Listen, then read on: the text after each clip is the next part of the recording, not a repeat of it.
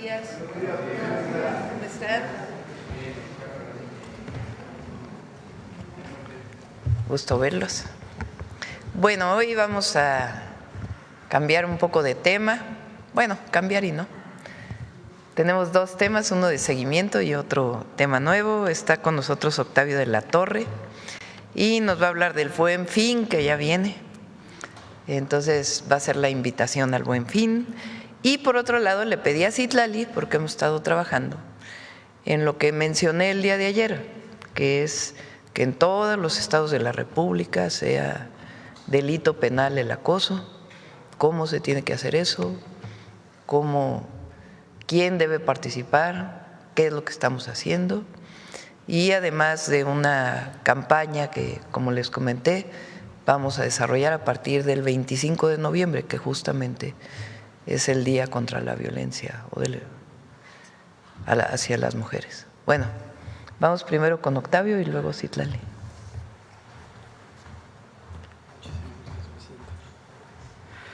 Muy buenos días y con su permiso, Presidenta. Este mes celebramos 15 años del Buen Fin, una iniciativa que nació desde el comercio y que se ha consolidado como la semana más esperada por miles de familias y negocios mexicanos.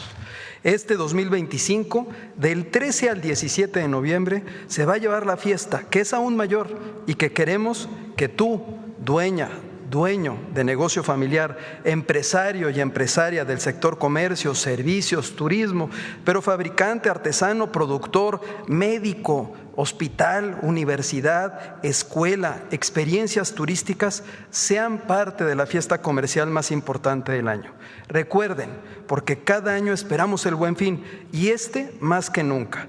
Este año proyectamos una derrama económica superior a los 200,000 millones de pesos con más de 200,000 negocios y empresas participantes. Que el dinero se quede aquí, en nuestras colonias, con nuestra gente. Ese es el espíritu que dio vida al Buen Fin hace más de 15 años. Registrar tu negocio es sencillo y tiene beneficios concretos. Primero, apareces en el sitio elbuenfinconcanaco.com.mx con visibilidad nacional. Segundo, tus promociones estarán verificadas y accesibles para todos los consumidores. Y fortaleces la confianza de tus clientes. Cuando compras donde vives, en las plazas, en los mercados, en los centros históricos, inviertes en tu comunidad. Eso también es el Buen Fin. Miren, a partir del 13 de noviembre va a estar disponible una aplicación, una app, el Buen Fin 2025, donde la comunidad podrá descargarla y podrá visualizar las promociones también en el portal elbuenfinconcanaco.com.mx. Les sugerimos lo siguiente: que ubiquen los comercios, los negocios familiares participantes y las promociones cercanas, que filtren las categorías y guarden sus favoritos. Y también, a través de este mecanismo, van a garantizar que sus compras se realizan en establecimientos formalmente y también registrados. Esta aplicación va a estar disponible el 13 de noviembre. Les recordamos a todas y a todos, recuerden, local, formal y conectado. Un negocio muy mexicano que se suma con orgullo a este Buen Fin. Y miren, también hay una sorpresa. La Lotería Nacional se suma a la celebración con un billete conmemorativo del 15 aniversario del Buen Fin. Una tradición que reconoce el esfuerzo del comercio grande, del comercio pequeño, del comercio de todo el país. Un billete con historia. Un premio para quien apuesta por México todos los días. Y también se tendrá el tradicional sorteo del SAT, en donde participan solo los negocios y los establecimientos debidamente registrados y los consumidores que realicen sus compras en los mismos. Ese sorteo se va a celebrar el 5 de diciembre y es un incentivo más para vender y comprar usando medios electrónicos. En este año sumamos dos iniciativas: la Asamblea Nacional de Empresas y Negocios Familiares G32, porque escuchar al país real, pues nos permite construir desde lo local, desde la base, desde el territorio donde están los negocios. Y también Viernes Muy Mexicano, como una plataforma que promueve el consumo local y comunitario todo el año y que se potencia en este Buen Fin.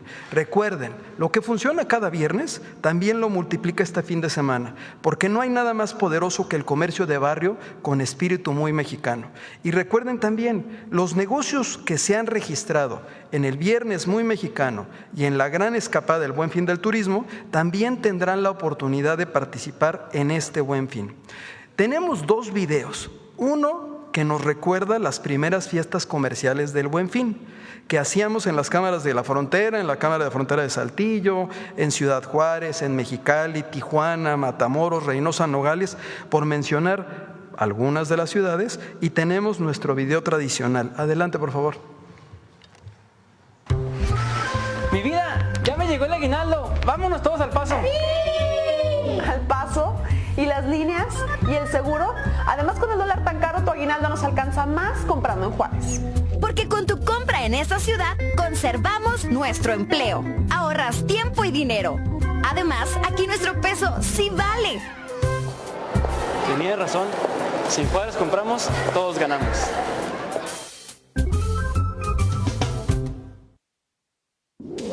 Es el momento de ahorrar más que nunca y consumirlo bien hecho. Por eso, llegan los 5 días más baratos del año. Aprovecha los descuentos que el Buen Fin tiene para todo México. Desde cada esquina del país, juntos hacemos el Buen Fin una tradición de oportunidades. Porque consumiendo lo hecho en México, creamos prosperidad para todos. Descarga la app para aprovechar sus beneficios, como acceso a promociones exclusivas, geolocalización de ofertas y una experiencia de compra más eficiente y personalizada.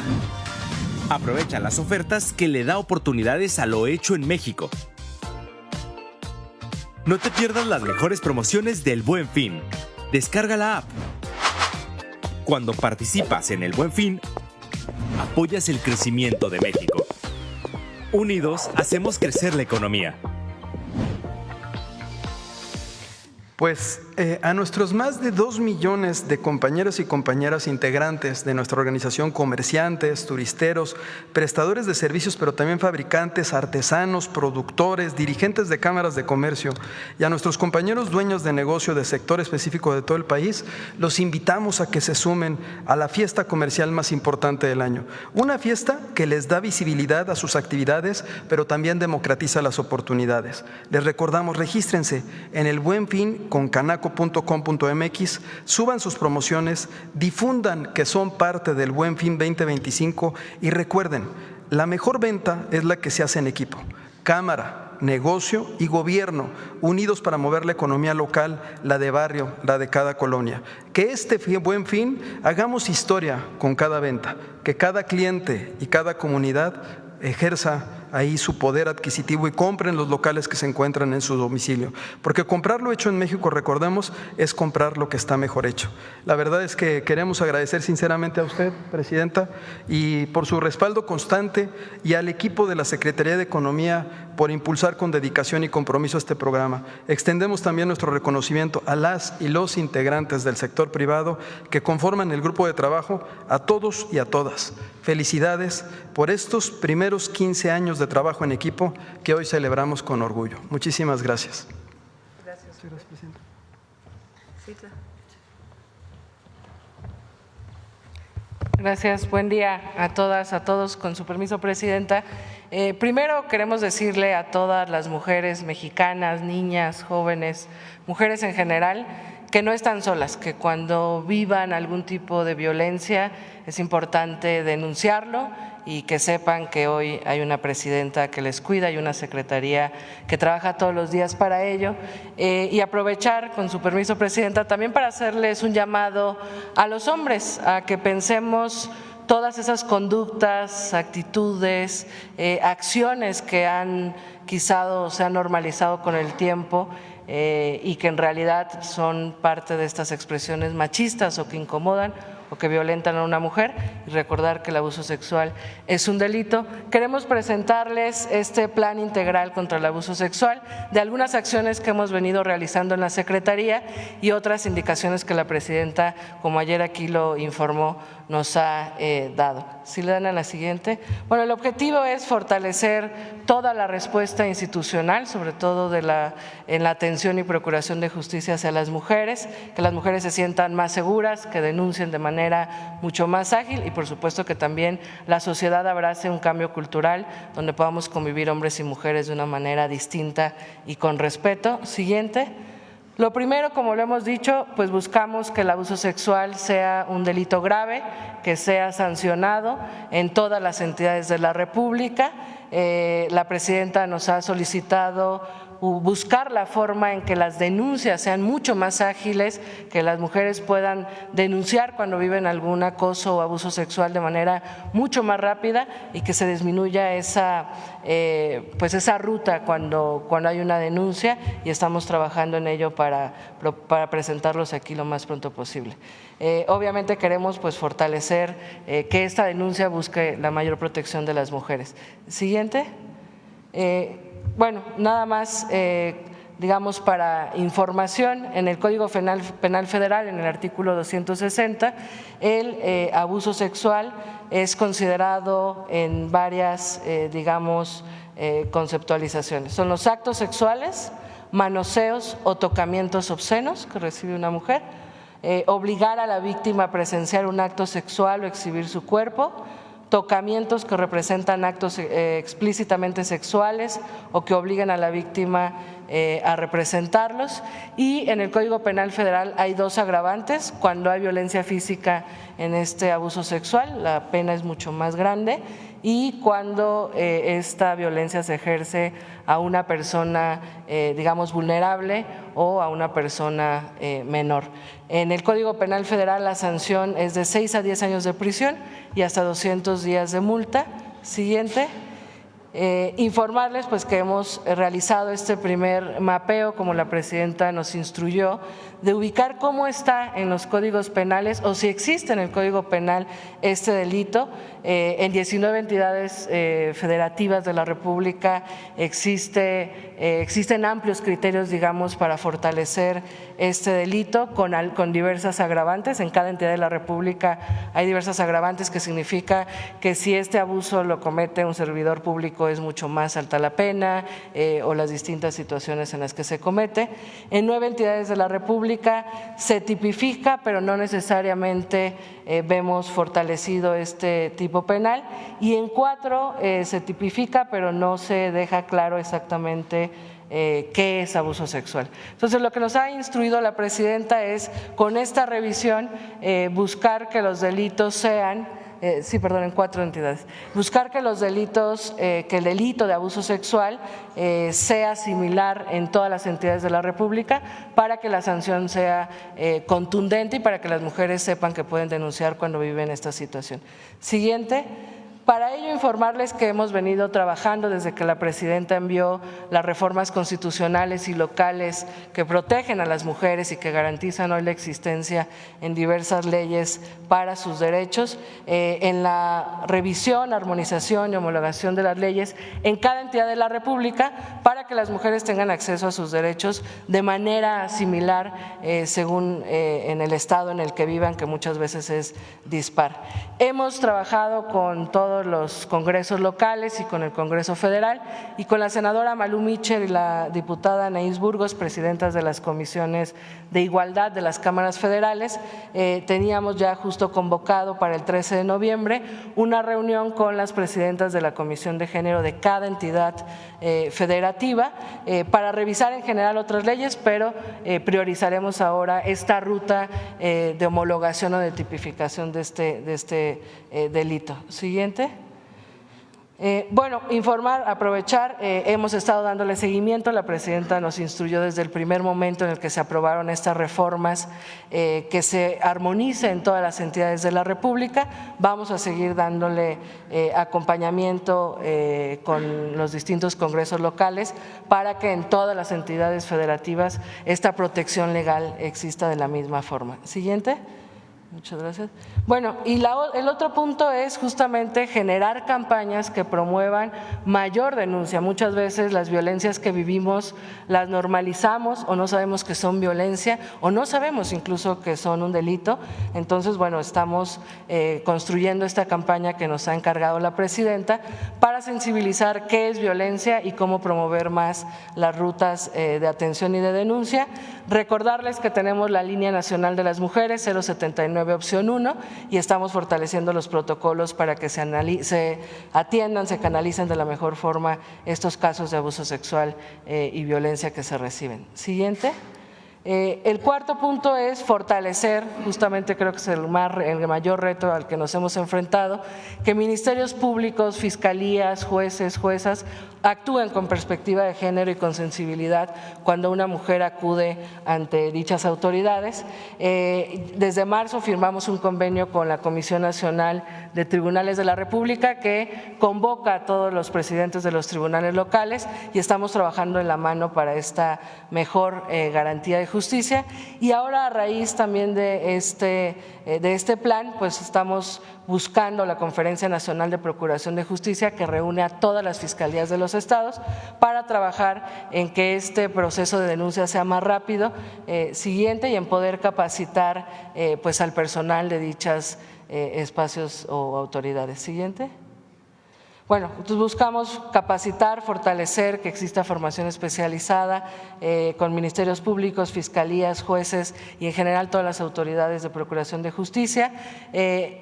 Queremos convocar o vamos a convocar a las secretarías de movilidad y transporte de todas las entidades de la República para implementar protocolos contra el acoso, el abuso sexual, tanto en espacios públicos como en el transporte público, y queremos trabajar, como la presidenta en su momento lo hizo cuando fue jefa de gobierno en la ciudad, para capacitar al personal y a conductores de transporte público, que muchas veces este tipo de abusos ocurren en el transporte público y quizás a veces los operadores no saben cómo prevenirlo o no saben cómo canalizarlo. Siguiente. Y bueno, creemos que es importante, la presidenta siempre nos ha insistido que la prevención es fundamental, la atención que mejore para las mujeres cuando denuncian, pero también creemos que es importante el cambio cultural, que socialmente reflexionemos cómo construir una nueva relación entre hombres y mujeres con igualdad, con respeto, y como ya lo dije, bueno, tendremos esta campaña para que las mujeres conozcan lo que es violencia, puedan denunciar de mejor manera, pero también creemos que es importante dirigir campañas a los hombres rumbo a este cambio cultural y esta vida, digamos, sin violencia en la relación en que tenemos hombres y mujeres, y bueno, campañas en general para fomentar la denuncia y campañas contra el abuso sexual. Siguiente, finalmente, el 25 de noviembre es el Día Internacional de la Eliminación de la Violencia contra las Mujeres y ahí, presidenta, podríamos presentar avance de esta ruta y sería el arranque de esta campaña. Pues es cuanto, y recordarle a todas las niñas, jóvenes, mujeres que no están solas y convocar a toda la sociedad a construir una nueva relación entre hombres y mujeres donde podamos vivir como iguales, en paz, sin violencia, y que se sepa claro que nunca más puede permitirse ningún tipo de violencia a una mujer y que para eso estamos trabajando como nos lo has instruido, presidente. Gracias. Bueno, pues esta es la información del día de hoy y pasamos a las preguntas. A ver, ¿quién había quedado el día de ayer? No, espérenme, Espérenme. No están los compañeros de ayer, ¿verdad? Ah, sí, perdón, acá. ¿Quién más quedó, hermano? Ya son 36 días. Adelante. Presidenta, qué gusto saludarla. Ramón Ramírez Gutiérrez, de Noticieros El Reloj de Oaxaca. Primeramente, manifestarle a nombre de varias organizaciones de mujeres la sororidad.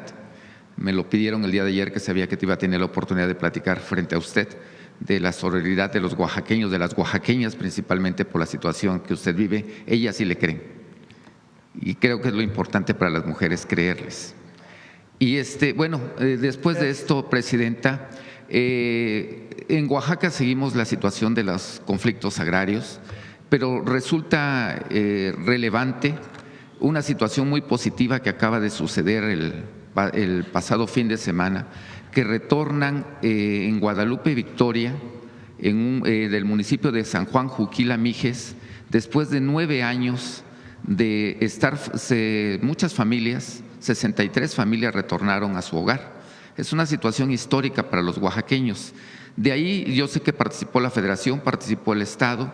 De ahí preguntarle, Presidenta, si esta puede ser la fórmula para otras situaciones como la que está pasando en Los Triquis, como la que está pasando en Yosondúa, donde hay desplazamientos internos de poblaciones por situaciones agrarias, por situaciones de conflictos al interior de las comunidades. Y si le vuelvo a repetir, si esta es la fórmula y de qué otra manera puede apoyar la Federación para seguir en esta ruta de que se pueden ir resolviendo estos conflictos que afectan tanto a familias en Oaxaca. El diálogo y buscar el fondo del conflicto y buscar las salidas. Y sí, ese es lo que nos caracteriza, siempre encontrar salidas pacíficas. Y así como en este caso, otros pueden ser más complejos, con agravios diversos, pero siempre pensando hacia adelante. Ahí participan los gobiernos de los estados, la Procuraduría Agraria, la propia SEDATU. Entonces, sí, el camino es el diálogo y encontrar siempre salidas pacíficas a cualquier conflicto. ¿Qué mensaje les mandaría a estas familias que acaban de retornar a sus hogares después de 9 años? Le digo, esto es histórico para Oaxaca. Eso, que siempre veamos hacia el futuro, que el encontrar las salidas a los conflictos, por más agravios, es muy importante, y particularmente en las comunidades indígenas, muy importante. Entonces, que siempre vamos a estar con el pueblo de México, siempre, nunca vamos a abandonar de dónde venimos y a quién y a qué nos debemos. Presidenta, en otra situación también que tiene que ver con grupos indígenas, las personas que están detenidas, hay algunas personas que están detenidas principalmente en el Estado de México y en la Ciudad de México, se han quejado por la situación de alimentación en los penales estatales. Hay una empresa, no quisiera yo mencionarla para no entrar en polémica, pero pues la alimentación que le dan no es la adecuada, se la dan en las manos, se las dan descompuestas, una situación crítica. Es más difícil para las personas indígenas porque pues sus familiares a veces están en Oaxaca y pues los que están de aquí pues de alguna manera los familiares pues le llevan la alimentación a veces cada 8 días, 2 o 3 días y pueden solventar esta situación básica de alimentación, que independientemente que estén detenidos pues no pierden sus derechos fundamentales. ¿Qué hacer con esta situación, Presidenta, que no es la primera vez que se denuncia, sino que pues ya se ha denunciado otras veces? Hablo de los penales estatales, principalmente del Estado de México, pero también se da en la Ciudad de México y parece que por ahí hay un monopolio en el tema de alimentación de los penales. Lo vamos a revisar, no debe ser. Todo mundo tiene derecho a una alimentación más allá de si está en reclusión o no, si está privado de su libertad. Y lo vamos a revisar, vamos a hablar con la gobernadora del Estado de México para ver cómo podemos ayudar a resolver esta situación. En otra situación, el pasado martes usted se reunió con universidades, con los rectores de universidades del país. Creo que es la primera ocasión que sé, al menos yo, que un presidente, que el Ejecutivo, en este caso usted como presidenta, se reúne con los que deben de encabezar la ciencia, la cultura y el desarrollo de este país. Fue muy interesante, pero preguntarle, ¿qué tanto se comprometen los rectores a innovar en la situación de educación en el país? Tenemos retos a nivel global que son la inteligencia artificial, los chips, la innovación tecnológica, el desarrollo social particular en México, ¿no? En este caso con sus comunidades, con sus localidades que tiene tan particulares, pero también la situación que se da, que a veces los rectores se quieren perpetuar en en el cargo. Caso particular resaltó porque lo publicó en su cuenta de Facebook el rector de la Universidad de Guerrero, Javier Saldaña. Va por su tercer periodo. Y no solamente eso, sino que el Congreso le aprueba en forma general, no sé si tuviera dedicatoria para él, que se puede quedar otros años más, estaría 17 años en la rectoría, si es que se termina esto. ¿Qué hacer principalmente en la innovación, pero también para que los rectores, pues, en este país que no aprueba la reelección, pues, o usted cómo lo ve como presidenta, sobre todo desde su enfoque científico? Hay autonomía en las universidades estatales. Sin embargo, nunca es bueno la perpetuidad de ningún cargo. Tiene que haber renovación. Siempre es bueno eso. Pero ya le toca, pues, en algunos casos es elección, eligen directamente estudiantes, profesores. En otros casos son juntas de gobierno, en otros casos son elecciones indirectas, consejos universitarios, que a su vez son elegidos por estudiantes y profesores, pero siempre es importante la renovación. Ahora, el martes lo vamos a presentar aquí la próxima semana, un ejercicio muy interesante. Se llama la plataforma Saberes MX. Es una plataforma gratuita. El objetivo es que todas las instituciones de educación superior públicas puedan incorporar cursos de diferentes saberes, desde una clase de matemáticas, de álgebra, de cálculo, hasta aprender una lengua indígena, hasta cómo cambiar baterías de un vehículo, hasta aprender cómo se usa la inteligencia artificial, en fin, una plataforma muy diversa de saberes. Ya está lista la plataforma, ya está en línea y se va a ir alimentando. El objetivo es que de manera gratuita cualquier mexicano o mexicana pueda acceder a un curso. Y queremos que las universidades sean parte de ello. ¿Qué otro objetivo tiene?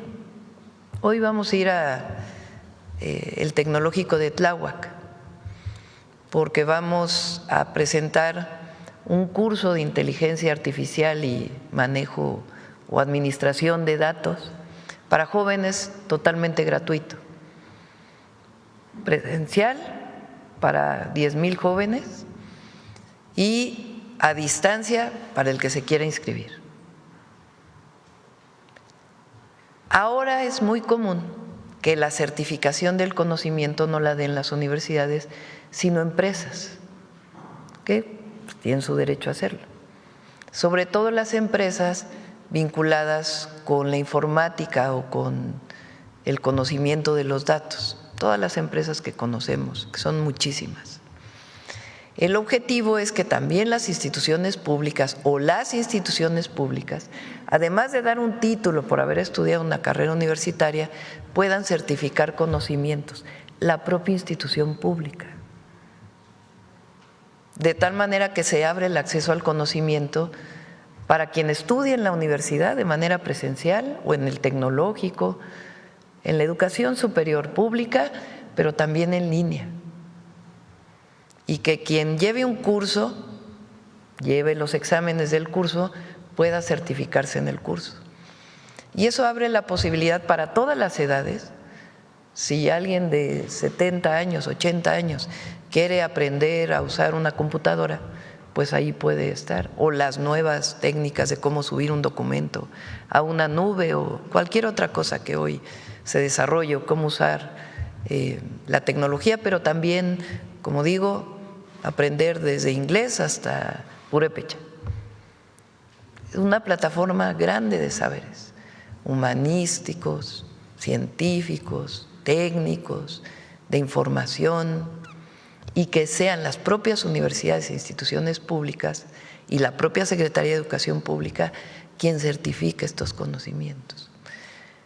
De esa manera no solamente pues es en beneficio de la persona y el reconocimiento de la educación como derecho a su más amplio acceso, sino también pues que un joven se pueda certificar en determinado conocimiento que le permita acceder a un empleo distinto del que hoy, si no tiene esa certificación, no lo tiene.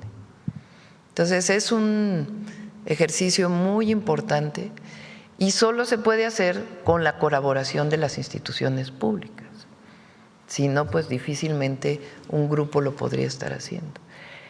Esa fue la convocatoria que hicimos. Ya pueden ustedes conocer esta plataforma, Saberes MX, y con todo detalle la vamos a presentar la próxima semana aquí en la mañanera para que se sepa qué contenidos tiene, cómo se construye, por qué hablamos de esta certificación o calificación o títulos, diplomas que se pueden obtener a través de esta plataforma. Y el día de hoy lo vamos a hacer especialmente para los jóvenes del Tecnológico Nacional de México, porque ahí se van a dar estos cursos de manera presencial. Es parte de lo que también vamos a presentar antes de que acabe noviembre, de este gran proyecto que llamamos México País Innovador, que tiene que ver con nuestra historia, nuestra grandeza cultural, pero también el que emprendamos un rumbo hacia la incorporación pues, de científicos, académicos, estudiantes, jóvenes, pues en todo este proceso tecnológico y de información que se está dando en el mundo entero y que lo queremos hacer como mexicanos, no solamente al acceso de lo que hoy existe en las empresas globales. Entonces es un esfuerzo muy importante. Claro, aproveché para decirle a los rectores que hay que hacer austeridad republicana en todas las universidades, que si bien hay autonomía, pues es muy importante que no se destinen los recursos a más burocracia, a parafernalias del poder que había antes, a gastos suntuarios, a tener oficinas de representación en el mundo entero, que puede ser que tenga su objetivo, pero las actividades sustantivas de una institución de educación superior son la enseñanza, la docencia, la investigación y la difusión. Y ahí tienen que estar principalmente los recursos. Y acercarse a los jóvenes. Ha habido también un divorcio entre autoridades y estudiantes. Y es muy importante pues que se recupere, que escuchemos a los jóvenes y que les demos pues lo que necesitan, sobre todo, o en particular, hablando de instituciones de educación superior, a los jóvenes estudiantes, a las y los jóvenes estudiantes. Entonces, para eso fue la reunión. Gracias, presidenta. Ya por último, pues nuevamente esperándola en Oaxaca cuando su agenda se lo permita. El día de ayer estuvo con agua con nosotros el titular y uno de los grandes retos también que se tiene a nivel nacional, y lo digo particularmente por Oaxaca, son las plantas tratadoras de aguas residuales.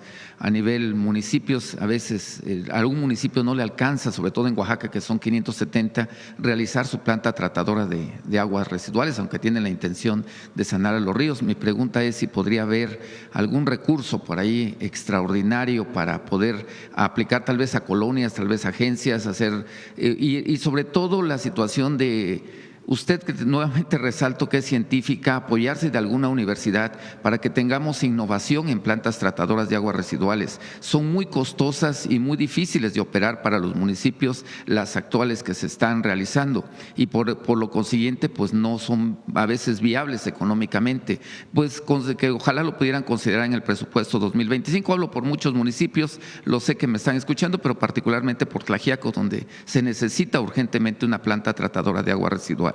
Sí, no hemos ido a Tlaxiaco, vamos a ir pronto, pero desde Coahuapan, que cuando fui ahí justamente nos pararon, cuando nos paramos ahí en Coahuapan se acercaron, me bajé ese día de la camioneta y justamente una de las cuestiones que pedían eran las plantas de tratamiento para evitar la contaminación a los ríos.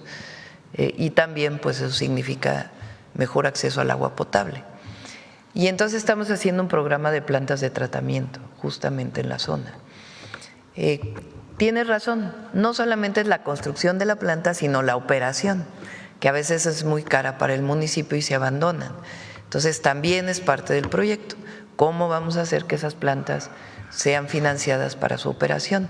Que tiene que ver pues con que a lo mejor no sean parte de la operación municipal, sino ya de la operación estatal junto con Conagua. Entonces es parte del trabajo que se está haciendo, particularmente en la zona mixteca de Oaxaca. Gracias, presidente. Vamos, ¿quién más? A ver, el compañero que lleva 36 días sin preguntar. Presidenta, con servidor Carlos Pozos, reportero de la Molécula, pues efectivamente 35 porque me está dando usted la oportunidad. Mil gracias. Bueno, Presidenta, inicio con una pregunta del sector energético en donde LM Noticias tiene cierta especialización. Resulta que hay un conflicto entre TransCanada o TC Energy con la comunidad agraria de Temoris. En una investigación de LM Noticias y de acuerdo al expediente 1064/2017, hay un amparo concedido y firme que obliga al Tribunal Unitario Agrario a ejecutar forzosamente una sentencia. En acatamiento a dicho amparo del 16 de marzo del 2023, se ordenó que las cosas volvieran a su estado como estaban antes de la instalación de un gasoducto, es decir, que la empresa debió haber retirado un gasoducto de tierras de uso común de la comunidad agraria de Temoris. La empresa no ha querido cumplir con esa disposición y todo parece indicar, y subrayo, todo parece indicar que hay una cierta complicidad entre la Comisión Federal de Electricidad y la Secretaría de Energías, porque pues argumentan que el tubo no se va a sacar de ahí porque es de funcionamiento de seguridad nacional. La comunidad agraria de Temoris solicita el pago de 200 millones de pesos como lo señala la sentencia. La pregunta es, Presidenta, ¿qué le responde a todos los habitantes de la comunidad de Temoris que llevan 10 años viendo violar sus derechos humanos y agrarios? Ellos confían en usted y esperan el cumplimiento de la sentencia favorable hacia la comunidad. En su desesperación, Presidenta, advierten que de no cumplirse con esa demanda, bloquearán la zona para impedir que se siga explotando e incumpliendo con la sentencia. ¿Cuál sería su respuesta? Igual que en el caso de los conflictos agrarios, tiene que haber diálogo. Se requieren gasoductos en el país. Este gasoducto tiene muchísimos años. Y, por ejemplo, tenemos planteado que la planta de Tula, que usa combustóleo, que contamina mucho, pues sea de gas natural. Entonces hay que llevar el ducto de gas natural hasta ahí. No se pueden hacer los proyectos como se hacían en el pasado, en contra de las comunidades. Tiene que ser con las comunidades. Lo que ha habido ahí pues es un agravio de la época, como tú bien dices, son hace 10 años, en donde lo que se quería era pasar contra las comunidades, no hacerles caso y solamente darle la razón a un gasoducto contratado para que lleve gas natural a una termoeléctrica. Entonces lo que tiene que haber es diálogo, sentarse. Si no pasa por ahí, ¿por dónde puede pasar el gasoducto?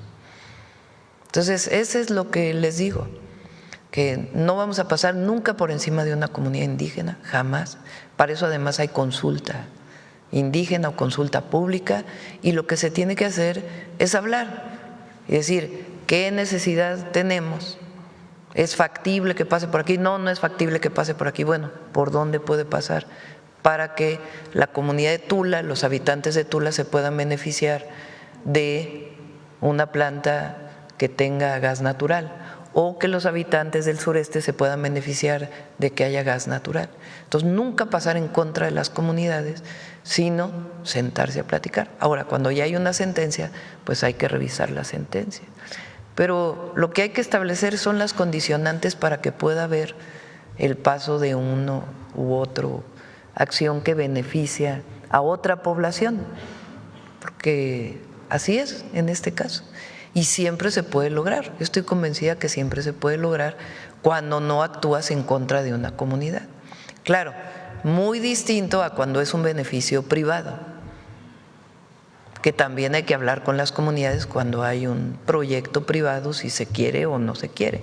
Nunca actuar en contra del pueblo y buscar siempre un diálogo para que otras comunidades que se van a ver beneficiadas y requieren un derecho de paso, pues pueda hacerse un diálogo y ver de qué manera sí se puede hacer, sin pasar nunca de manera autoritaria en contra del pueblo. Gracias por su respuesta. Presidenta, no tuve la oportunidad de preguntar sobre el tema de la tormenta atípica. En el antepasado viernes usted en este ejercicio de comunicación circular nos dijo que son perfectibles los alertamientos de tormentas y huracanes. El doctor Luis Roberto Acosta, él es mexicano, pero él es director del Climate Institute y ha venido trabajando con los sistemas de cómputo satelitales más avanzados que permiten anticipar con gran precisión eventos climáticos como los ocurridos los días 10 y 11 de octubre en nuestra República Mexicana. De hecho, el doctor trató, Roberto Acosta, de advertir sin éxito de la catástrofe. Estos modelos fueron desarrollados por las más importantes instituciones del clima como la NOAA, que es la Oficina Nacional de Administración Oceánica y Atmosférica de Estados Unidos, y de la Universidad de Colorado. La pregunta es, Presidenta, ¿sería posible entrar en comunicación para instalar estos sistemas de advertencia para evitar que vuelvan a suceder este tipo de tragedias en nuestro país? ¿De dónde es el investigador? Él es del Climate Institute, el Instituto del Clima en Estados Unidos.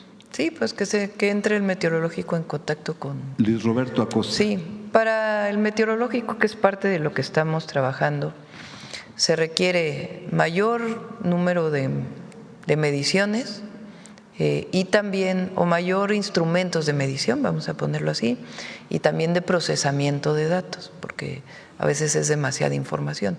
¿Se acuerdan que cuando presenté aquí el programa integral hacia adelante, después de estas lluvias intensas en 5 estados, uno de los puntos era mejorar, junto con la comunidad científica, el pronóstico y el alertamiento, que decíamos, para que pueda venir en los teléfonos el alertamiento, pero que tengamos la certeza de que el alertamiento está basado en datos científicos y cómo se comunica.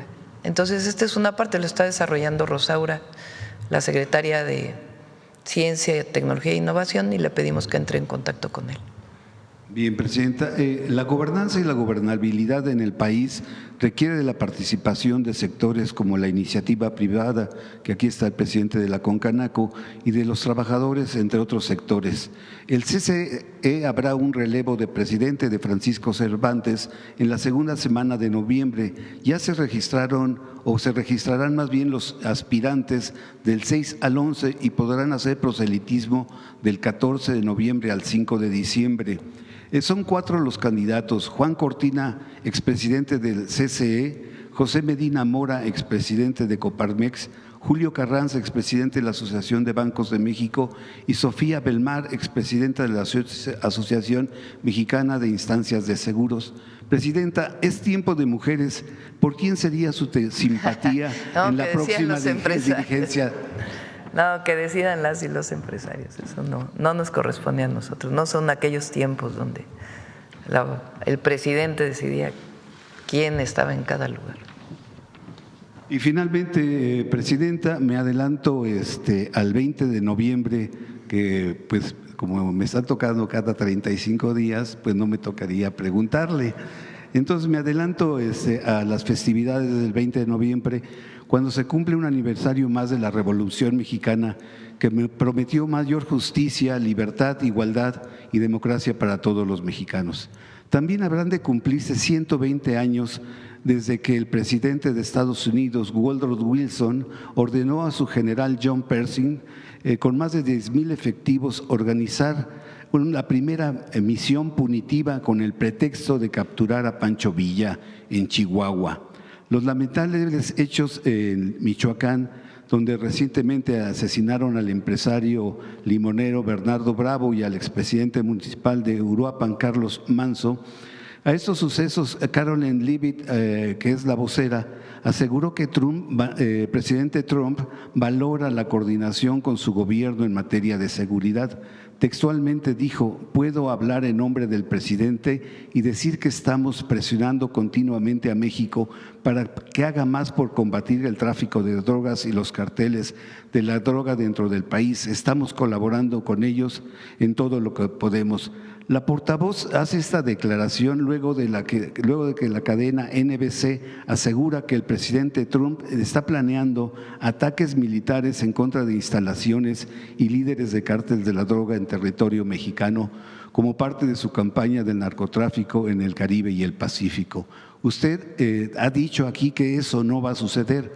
La pregunta es, Presidenta, ¿está descartada permitir una acción o una misión punitiva como sucedió en 1916 y en 1917 en su administración? ¿Una acción qué? Punitiva. ¿En qué sentido?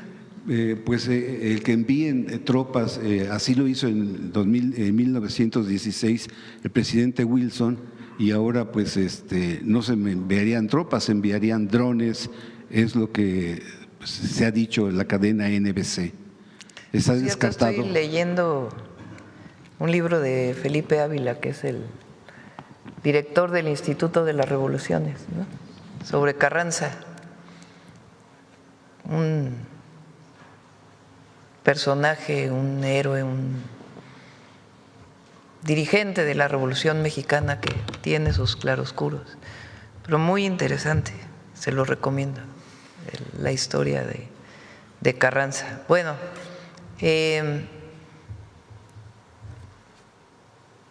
no va a haber intervención de los Estados Unidos. No va a haber. Sencillamente porque hay un pueblo unido en contra de cualquier injerencismo, intervención. Porque ningún mexicano o mexicana, más que unos cuantos, que son la absoluta excepción, no quiere que haya intervención ni injerencismo.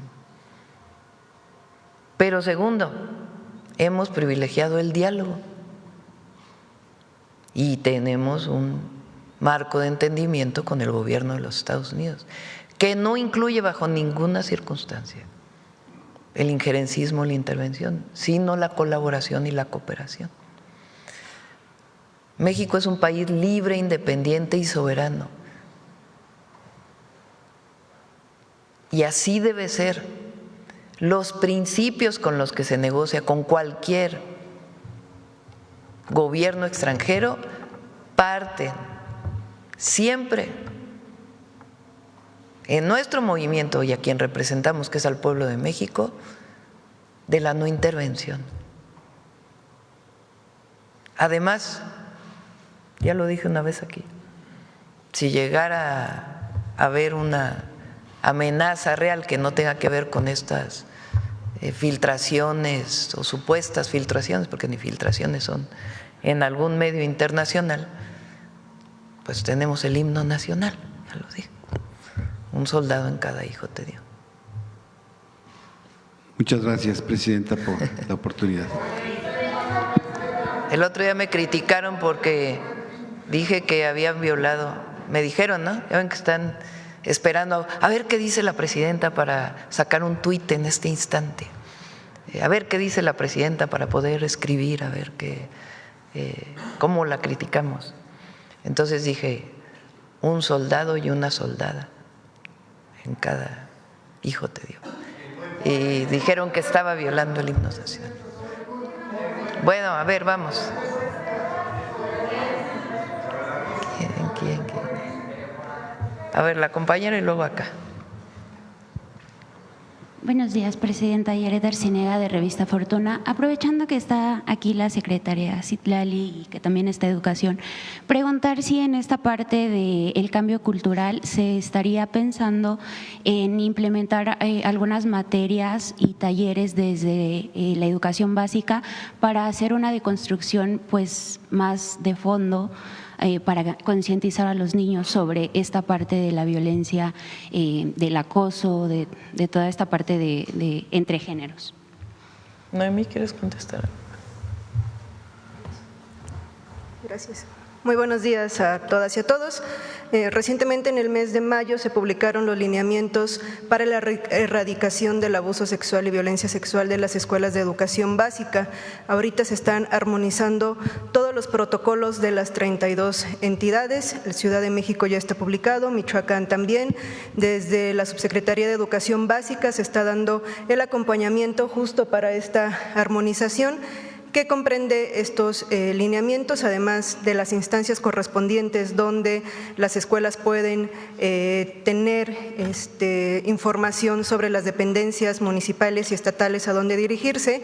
También se incorporó una jornada de concientización sobre la gravedad del abuso sexual y la violencia sexual infantil, que tuvo lugar el pasado 8 de septiembre y que se busca sea una campaña permanente en las escuelas de educación básica. También todos estos, más que una materia, más que una asignatura, la perspectiva de género, la erradicación de la violencia de manera general y también en específico hacia las mujeres, forman parte ya de los contenidos curriculares que estamos trabajando en educación básica. Muchas gracias, secretaria. Presidenta, antes que nada comentar que Revista Fortuna ya recibió la información de COFEPRIS respecto a la instalación de la mesa de trabajo en la que participa el sector de medicamentos en las plataformas para analizar qué está sucediendo con la venta de fármacos a través de estas ventas, estas plataformas digitales, donde podría estarse presentando o perdiendo la trazabilidad de los productos. También investigamos las propias plataformas digitales y los marketplace tienen denuncia de fraudes, pero al parecer la venta de medicamentos podría ser también simulada como entre particulares. Nada más agradecer la información y decir que seguiremos con el tema, Presidenta. Sí, vamos a darle seguimiento, es muy importante. Muchas gracias, Presidenta. En otro tema, en estos días en los que se aprovecha el enrarecimiento del ambiente para tratar de potenciar cualquier enfoque negativo sobre las políticas públicas que aplica este gobierno, queremos preguntarle sobre el supuesto recorte a los institutos de salud como el de nutrición, considerado uno de los centros médicos y de investigación más importantes de México y de América Latina. Preguntarle, Presidenta, si este recorte se consolidará, ¿cómo se explica esta decisión con la operación del IMSS Bienestar y qué le diría a aquellos mexicanos que están preocupados porque consideran que se va a dañar uno de los niveles hospitalarios más de alto nivel al que los mexicanos y mexicanas sin seguridad social podrían tener acceso? No hay recorte, no hay recorte. Salud es de las áreas o de los sectores que más aumento presupuestal tiene. El tema es que se cambió la manera en la presentación de los datos. Entonces puede llegar a parecer que los institutos nacionales tienen menos presupuesto, pero en realidad los presupuestos vienen de otros fondos. ¿Por qué se hizo este cambio? Para facilitar y disminuir la burocracia. Todavía en el gobierno federal hubo cambios con el presidente López Obrador, pero todavía hay una burocracia enorme para poder ejercer los recursos. A veces hay una contratación y se tarda 2, 3, 4 meses en que esté el contrato y después de esos 4 meses de que esté el contrato, de aquí que se hace el pedimento y después del pedimento, en fin, este proceso burocrático que estamos tratando de disminuir al máximo para beneficio de la gente, para que no haya burocracia, no se preste a corrupciones y que sea mucho más ágil y transparente el ejercicio de los recursos, también pasa por la reasignación de los presupuestos en diferentes bolsas, digamos, para que pueda salir de manera directa. Entonces, por eso pudiera llegar a parecer, si se compara con otros años, que hay una disminución del presupuesto, pero no hay disminución del presupuesto, ni para los institutos nacionales de salud, ni para todos los estados que tienen IMSS Bienestar, ni los fondos federales que van a los estados que no tienen IMSS Bienestar. Presidenta, ¿se espera que con el IMSS Bienestar disminuya el número de casos que necesiten acudir a un hospital de alta especialidad? Estamos fortaleciendo la atención primaria. Muchas veces una persona no va a citas continuas con el médico o tiene algún padecimiento y se automedica para no ir al centro de salud, o a lo mejor no fue bien tratado, sencillamente no hay cuidado en su salud y después tiene problemas. Y llega al hospital directo, ya con un padecimiento mayor. Entonces, nuestro objetivo es fortalecer, claro, también los de alta especialidad, pero que la atención primaria, ahí donde puede haber prevención, atención adecuada, en el momento adecuado, algún padecimiento, alguna enfermedad, se trate desde el primer nivel. Por eso también tiene que ver con las rutas de la salud, orientar los medicamentos de acuerdo a un comité de salud y un protocolo. Todo esto tiene que ver con el fortalecimiento del nivel primario de la salud. Ahora, tanto en las unidades de medicina familiar del IMSS, las clínicas del ISSSTE y los centros de salud del IMSS Bienestar, estamos buscando lo que llamamos los centros de salud de atención ampliada, que tengan un pequeño quirófano, que tengan 2 o 3 espacios para poder tener una estancia más larga, de tal manera que la atención pueda ver con enfermedades, padecimientos o incluso con partos no complejos que puedan ser atendidos directamente en el centro de salud y que no se tenga que ir al hospital general. Entonces, sí hay una orientación en nuestro gobierno a fortalecer la atención primaria de la salud. Incluso el ISSSTE, por ejemplo, tomó la decisión de hacer más consultorios, no el centro de salud completo, pero pequeños consultorios con su pequeña farmacia que puedan atender en las comunidades más apartadas a los maestros, a las maestras que forman parte del ISSSTE. Entonces, sí es parte del programa que hemos venido presentando. Muchas gracias, Presidenta. En otro tema, Presidenta, hace algunos meses en una entrevista con Revista Fortuna, el presidente del COMCE, del Consejo Mexicano de Comercio Exterior, Sergio Contreras, nos dijo que en un país como México, con una extensión territorial de 2 millones de kilómetros, el desafío de la seguridad pues no es menor y que si bien los empresarios les gustaría seguir observando acciones contundentes en materia de combate a la delincuencia para aumentar los volúmenes de producción y exportación, reconocen que el país pues ha demostrado una gran resiliencia y que a pesar de todos los problemas pues sigue creciendo. El problema, nos dijo pues el presidente del COMCE, es que los shocks de violencia distraen a los empresarios, quienes a veces tienen que dar pasos atrás y reinventarse. Presidenta, ¿qué les diría a los empresarios que sí están invirtiendo en México, que luchan todos los días frente a pues la intención de distraerlos, argumentando que no se está avanzando en materia de seguridad? El martes vienen, como lo he mencionado, vamos a presentar los resultados de los índices delictivos en México. Son datos duros que se registran en las fiscalías de los estados y en la Fiscalía General de la República. Ahí ustedes van a poder ver pues la tendencia en homicidio doloso, en robo de vehículo.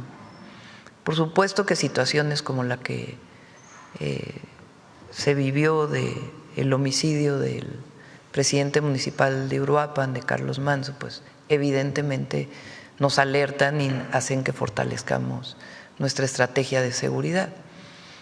Pero hay muchos delitos que vienen a la baja. Entonces, es importante escuchar a todos los sectores, ver qué planteamientos hacen, en dónde hay problemas, pero también es importante darle seguimiento a la estrategia que hemos definido y cómo van los indicadores en distintos lugares de la República. Entonces, si quieren el martes podemos abundar más en esto. Y los escuchamos, porque escuchamos a todos. Yo recibo a mucha gente en Palacio Nacional y cuando salgo también escucho a muchísimas personas, desde una comunidad indígena hasta los empresarios de mayores recursos económicos de nuestro país. Escuchamos a todas y a todos y buscamos, si son solicitudes claras, atenderlas en todo sentido. Pero el martes vamos a presentar los resultados de la estrategia. Muchas gracias, Presidenta. Por último, si nos permite, se nos permitiría dejarle o entregarle nuestra revista que sí. En algún momento le comentamos y que nos dijo que le gustaría sí, leer claro el artículo. Sí. Muchas gracias, Presidenta. Gracias. Bueno, a ver. Ah, dije acá, ¿verdad? Perdón. Gracias. Buenos días, Arturo Pavón, de Efecto Colateral. Presidenta, preguntarle antes que nada sobre lo que habló la secretaria Citlali de las agravantes. Seguramente en algún vericueto legal se va a encontrar que la persona que cometió acoso hacia su persona va a salir libre porque no estaba consciente, porque estaba alcoholizado. Lamentablemente muchos abogados se van sobre eso y salen libres las personas que hayan cometido incluso hasta un homicidio, pero pues estaba alcoholizado, cometen accidentes de tránsito y en esta ocasión pues lo que le sucedió. ¿Qué se puede hacer para eso? ¿Cómo se puede luchar contra ese tipo de vericuetos legales en los que pues, sería necesario, mejor decir, que sí es agravante el estar alcoholizado y cometer algún delito? ¿Quieres comentar? Sí.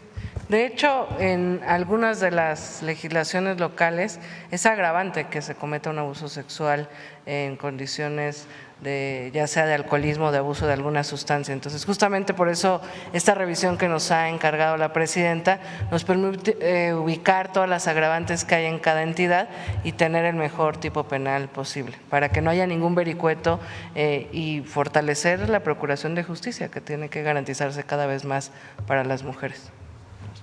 Muchas gracias, secretaria. Mi segunda pregunta es, ayer estuvimos en conferencia de prensa con el gobernador Alejandro Armenta. Él mencionó que ya tienen localizados algunos terrenos donde se van a reubicar las comunidades que lamentablemente pues, fueron dañadas, pero ahora lo complejo va a ser quitar el arraigo de esas personas a esos lugares. Ya no pueden regresar porque hay deslizamientos constantes, estaban a las veras de los ríos y seguramente habría peligro otra vez. Entonces, ¿qué se les puede decir? ¿Usted qué les diría como presidenta a estas personas para que accedan a reubicarse en otros lugares? Y en este caso, ¿de dónde salía el presupuesto para las nuevas viviendas? Porque bueno, no entrarían en el presupuesto del Infonavit. ¿Cómo sería este presupuesto? Aprovecho para informar, ayer lo dije, pero lo insisto para que nos escuchen, sobre todo en los 5 estados en donde hubo personas damnificadas. Hablo de Veracruz, Hidalgo, Puebla, Querétaro y San Luis Potosí. El lunes 10 inicia la distribución del segundo apoyo a través del Banco de Bienestar. Entonces, para que estén pendientes, se les envía, como todos tienen su teléfono, se les envía un mensaje vía telefónica para decirles en dónde se van a dar, dónde van a estar las mesas de bienestar y del Banco del Bienestar para poder dar el segundo apoyo. El primer apoyo ya se dio, quedan solamente 3 localidades que todavía no tienen acceso carretero en Hidalgo y que se sigue trabajando. Son más las que todavía no tienen acceso carretero, pero los compañeros de bienestar han llegado hasta el último rincón caminando para poder dar los recursos. Entonces, el primer apoyo de 20,000 pesos ya fue dado a cerca de 100,000 familias y vamos ahora con el segundo apoyo, que depende de qué daño tuvo la vivienda. Además, va a haber apoyo para comercios y apoyo para las parcelas que fueron afectadas por las lluvias. Bueno, este es el primer tema. Segundo, nada se hace por obligatorio, se hace por convencimiento. De todas las zonas que recorrí, hay incluso personas que nos lo piden. Nos queremos reubicar porque sabemos que aquí, si vuelve a crecer el río, vamos a volver a tener problemas. Entonces, hay muchísimas personas que están pidiendo la reubicación. ¿Qué es lo que se hace? La SEDATU va a los lugares y habla igual familia por familia y se les plantea esta zona tiene que reubicarse, la reubicación es en este lugar y se plantea pues la forma de construcción para poder restituir las viviendas. Es a través de la Comisión Nacional de Vivienda y vamos a reorientar una parte del programa de vivienda para el bienestar de la Comisión Nacional de Vivienda a estos proyectos.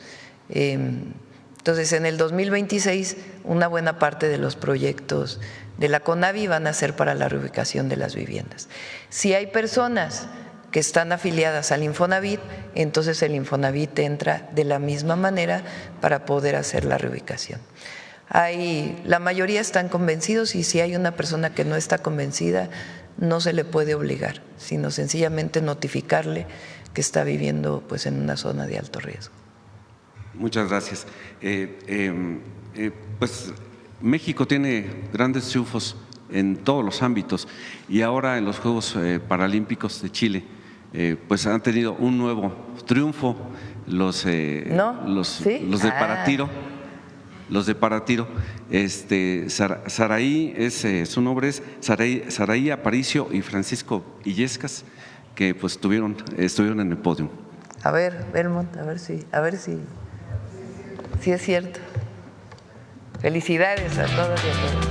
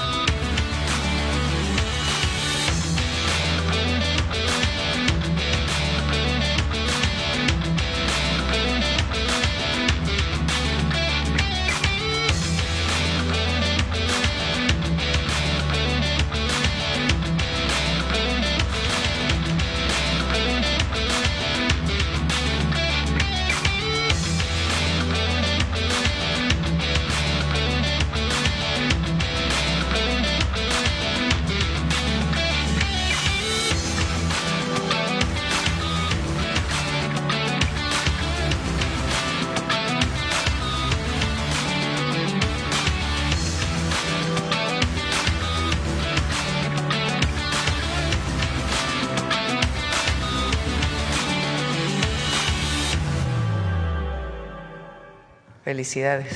Un aplauso.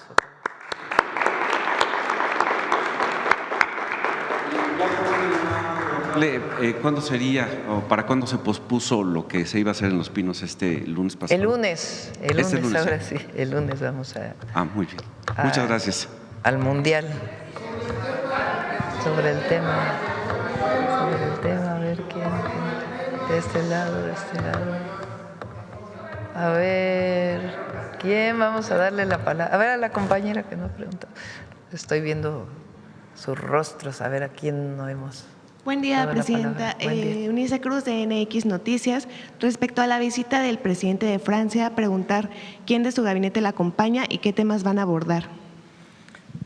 Me acompañan, obviamente, Relaciones Exteriores,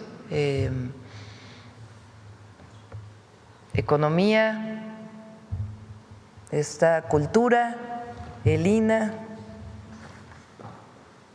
Hacienda, Rosaura, Ciencia, Tecnología e Innovación, viene obviamente la embajadora de México en Francia, Blanca Jiménez, José Alfonso, lo invitamos a que nos acompañe. Ese es el equipo. Y respecto a los temas que van a abordar. Va a ser primero se hace el recibimiento, después hay una reunión privada. Repito, a nosotros nos interesa mucho el envío de un códice. A ver, ¿por qué no explicas? José Alfonso, ya lo habías explicado una vez, pero la importancia para México del envío de este códice. Vamos a hablar de relación económica, de el acuerdo comercial que se renueva en el 2026 con la Unión Europea y cómo va a participar Francia, esencialmente, y colaboración en temas de ciencia, cultura e innovación. Adelante. Gracias, Presidenta, con su venia. Muy buenos días a todas y a todos. De manera muy sintética, en el tema de los intercambios de códices, se estará hablando acerca de la importancia de activar una comisión especial que nos permita tener a la brevedad, dentro del marco de una serie de actividades que le harán saber a nuestra presidenta y que será de conocimiento del presidente de Francia, sobre el bicentenario de relaciones entre México y Francia, y dentro de este marco el Códice Azcatitlán, cuya importancia es fundamental para conocer el desarrollo de lo que fue México Tenochtitlan desde su fundación hasta el principio del siglo XVII. Allí vamos a conocer quiénes eran los gobernantes mexicas que permanecieron después de la conquista como titulares de los 4 barrios y de Tlatelolco, qué tipo de actividades hacían. En fin, va a ser de enorme interés para el pueblo mexicano. En cuanto al Códice Borbónicus, ese sigue otra ruta que es la legislativa. Ese tema se tratará de forma distinta y en paralelo, no en la visita, toda vez que haya avances a ese respecto en la Asamblea Legislativa Francesa, en donde ya hubo una nueva iniciativa de restitución de patrimonio cultural a pueblos africanos, que abre la oportunidad de tratar el caso México en particular sobre este códice que es propiedad de la Asamblea Nacional y que una comunidad ñañú ha solicitado de manera formal a la Asamblea Parlamentaria su restitución. Es cuanto. Muchas gracias. En otro tema, respecto al plan que acaban de presentar, mencionaban que se van a hacer campañas, difusión y demás. Bueno, pues actualmente cuentan con la cartilla de los derechos de las mujeres. Preguntar cuántas de estas se han entregado. Citla, ¿cuántas cartillas? Bueno, se han distribuido en todo el país 25 millones de cartillas. La estamos repartiendo en asambleas, que ya estamos por terminar, de hecho, Presidenta, 600 asambleas en todos los municipios, escuchando propuestas de las mujeres justamente para recibir propuestas de qué más podemos hacer para combatir las violencias. De hecho, platicábamos con Noemí, se han repartido 6 millones de cartillas en las secundarias, en las clínicas, hay voluntarios que han solicitado en la página entregar con sus vecinos, con sus vecinas, en sus comunidades, en los centros libres, y bueno, podemos pronto, si la Presidenta nos lo permite, presentar en qué lugares se ha entregado en todo el país. Muchas gracias. Aprovechando que aquí está la secretaria, pues preguntar si tienen actualizaciones del colectivo No Más Presos Inocentes, del que varios colectivos y víctimas se han quejado que se manifiestan de manera agresiva, incluso que revictimizan a las víctimas. Pues bueno, la secretaria había comentado en junio que mantendría diálogo con la fiscal Berta Alcalde Luján y con el secretario de Seguridad Pablo Vázquez Camacho para pedirles que se investigue y se sancione a estas personas. Preguntar si han tenido algún avance en esta investigación. Sí, es un grupo de distintos hombres que se han organizado bajo consignas muy pues agresivas, que sostienen que algunas mujeres denuncian violencia con el fin de tener dinero y otras expresiones. En algunas audiencias incluso han llegado de manera agresiva cuando una mujer está en un proceso jurídico. Y bueno, la Fiscalía de la Ciudad de México, que fundamentalmente es aquí donde este grupo ha estado pues inhibiendo o acosando a algunas víctimas, está dándole seguimiento al tema. Gracias. A ver.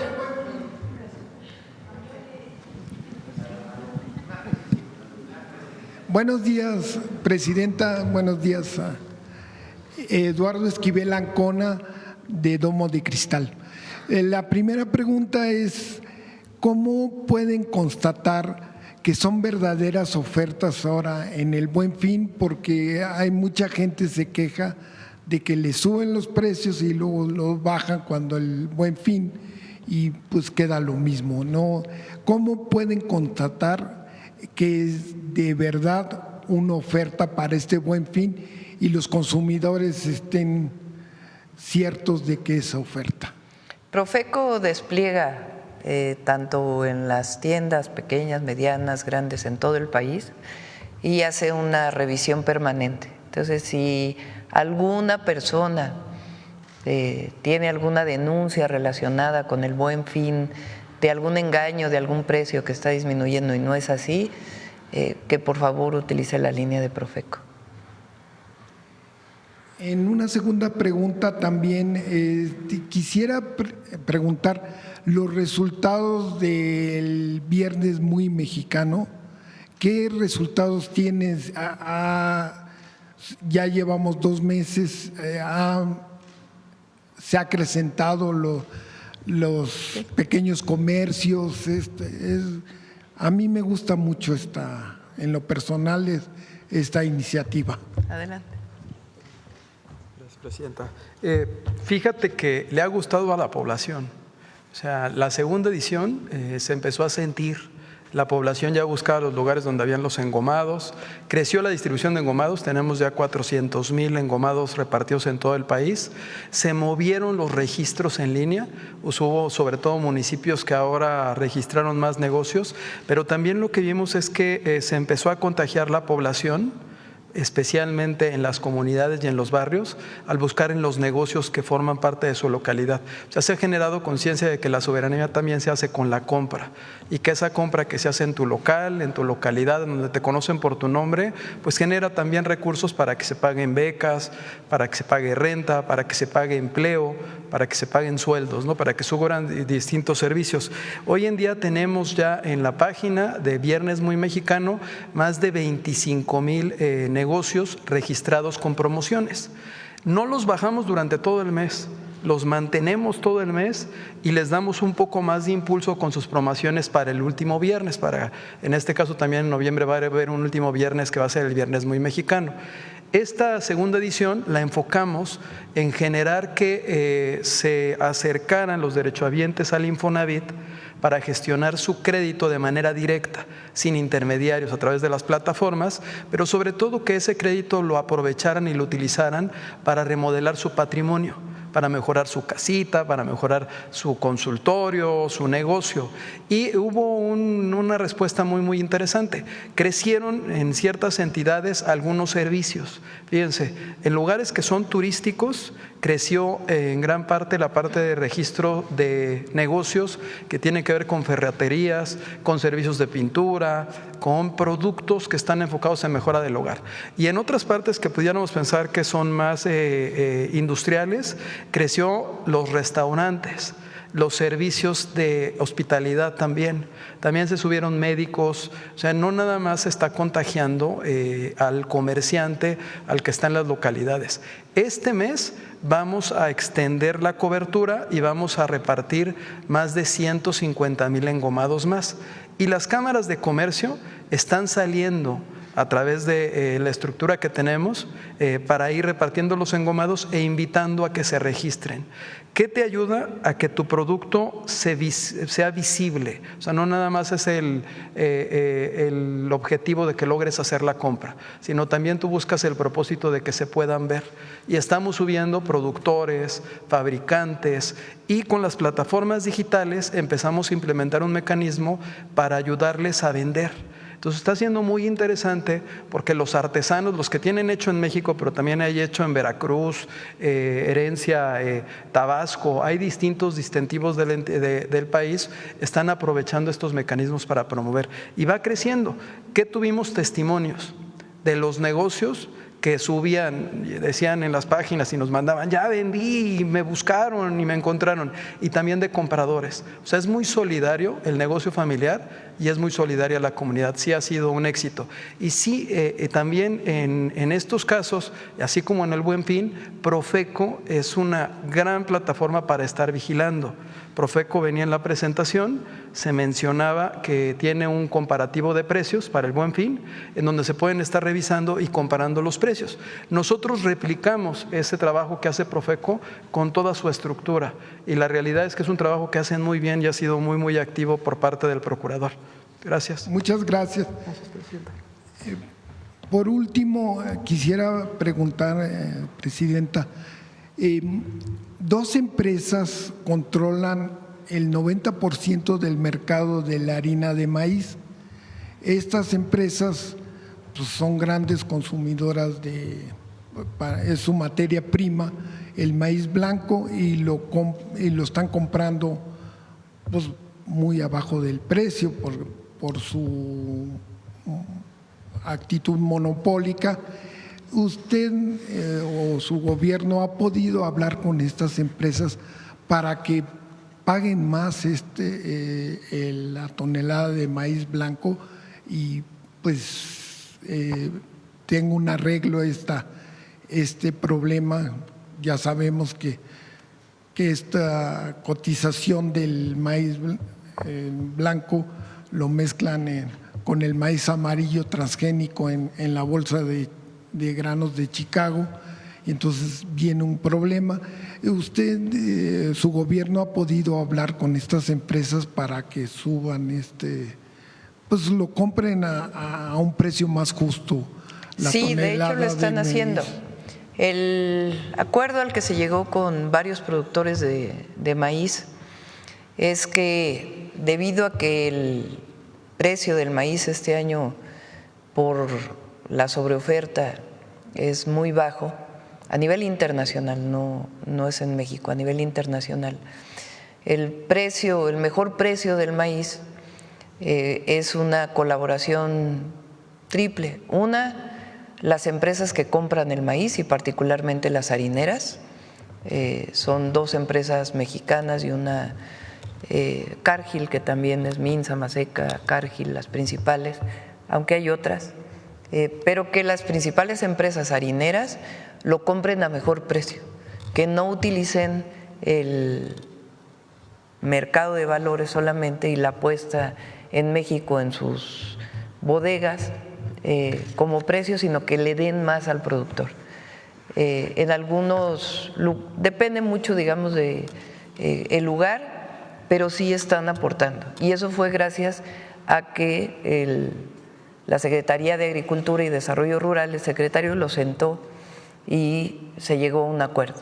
Además aporta, decía, es tripartita, el gobierno estatal o los gobiernos estatales también están aportando una parte y la otra la aporta el gobierno federal. Queremos que esto se lleve a un acuerdo de más largo plazo, que no solo sea ahora porque hubo esta protesta o porque, aunque no se proteste, de todas maneras es una demanda legítima porque el precio está bajo, sino que logremos generar una condición para que haya este apoyo de manera permanente. Y estamos trabajando ya, incluso se puede llevar a nivel de ley, pero por lo menos en un acuerdo que se sostenga en el largo plazo. Esa es parte de lo que estamos trabajando. Además, el gobierno de México apoya en 2 o 3 programas principales. Uno es Producción para el Bienestar, un apoyo anual de una vez que se le da a cerca de 2 millones de pequeños productores de maíz principalmente, aunque no solo, pero la gran mayoría es maíz. La otra es el fertilizante gratuito, que hoy es producido por Pemex. Pemex, SADER le compra a Pemex el fertilizante y se distribuye de manera gratuita a pequeños productores, principalmente de maíz. Y además está el programa Sembrando Vida. Entre los 3 programas, Sembrando Vida tiene cerca de 39,000 millones de pesos, Producción para el Bienestar cerca de 16,000, si mal no me acuerdo, y alrededor de 17,000 fertilizantes. Ese es el apoyo que se está dando al pequeño productor. Además de eso, la próxima semana espero lo presentemos, es un proyecto que venimos trabajando con especialistas del maíz, con productores, con defensores de Sin Maíz No Hay País, para poder apoyar todavía más al maíz nativo, al maíz blanco, el maíz criollo, a todas las razas, variedades de maíz que se producen en México para que no se pierdan. Y este programa lo vamos a presentar ya muy pronto, que es un apoyo adicional a través de distintos mecanismos que permitan que el productor de maíz, para su autoabasto y para el mercado, pueda tener un precio justo de su producto.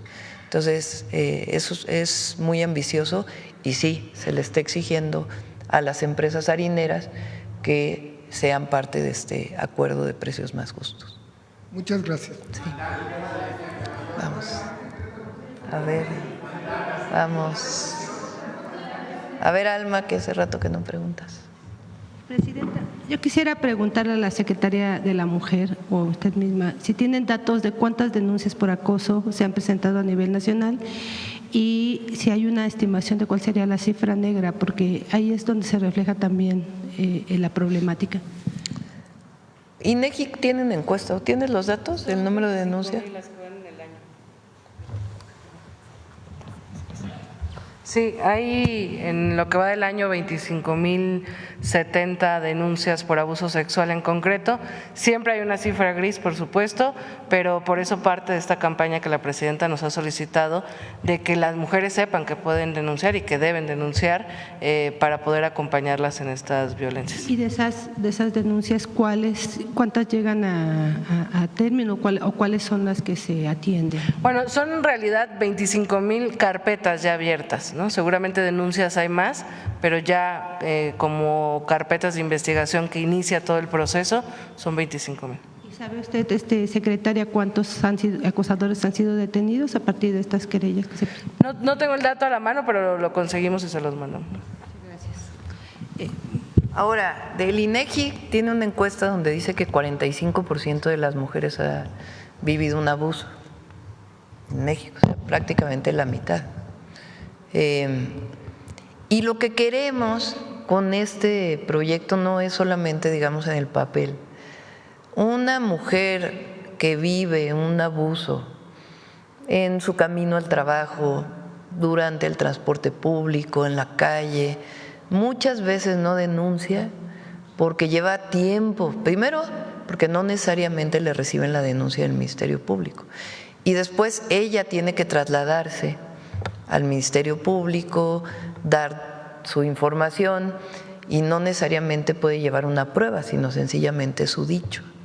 Eso es lo que queremos que se legisle, que sin cometer, es decir, no se trata tampoco de que haya injusticias, que se denuncie sin que haya ocurrido, pero que realmente la mujer tenga un espacio de denuncia que sea ágil, que sea expedito y que permita que realmente se haga la investigación para que se lleve a las detenciones. Ese es el objetivo de hablar con las fiscalías, de trabajar con las legisladoras, para que realmente se legisle y sea real, que la mujer no se sienta sola en nuestro país y que haya un sistema de justicia que la respalda. Entonces, de eso se trata este trabajo que estamos haciendo. Y además está el número 079 que estamos fortaleciendo, opción 1. Ahí es para la denuncia por teléfono de si se ha vivido un acoso. Muchas veces el acoso incluso es de familiares.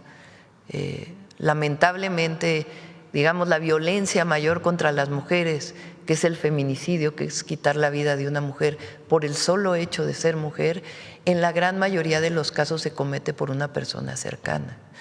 Entonces, una denuncia previa de eso que está ocurriendo, queremos que se haga a través del 079, opción 1, y atrás de ese número de teléfono pues están todas las instituciones para proteger a la mujer, a nivel federal y a nivel estatal.